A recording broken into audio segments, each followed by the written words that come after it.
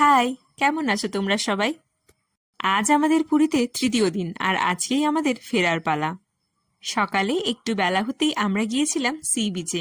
আজকে আমরা গিয়েছিলাম লাইট হাউসের কাছে যে সি বিচটা রয়েছে সেখানে।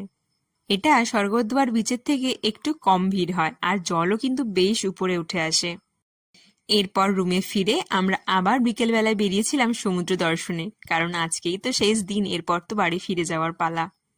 সমুদ্রের ধারে এক প্লেট চাউমিন কিনে খেতে খেতে বেশ কিছুটা সময় কাটিয়ে নিলাম।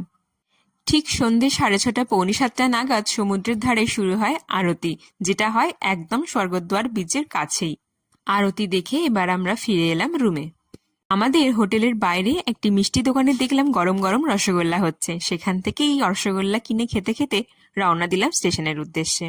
আমার পুরী ট্যুরের বড় ভ্লগ খুব তাড়াতাড়ি আসছে, আর সেখানেই বলবো আমরা কোথায় ছিলাম, কি কি খেলাম আর কিভাবে মন্দির দর্শন করলাম। সে সবকিছুর আপডেট পেতে অবশ্যই কিন্তু আমার চ্যানেলটিকে সাবস্ক্রাইব করতে হবে, আর এই ভিডিওটি ভালো লাগলে একটা লাইক এন্ড কমেন্ট করে দিও। টাটা।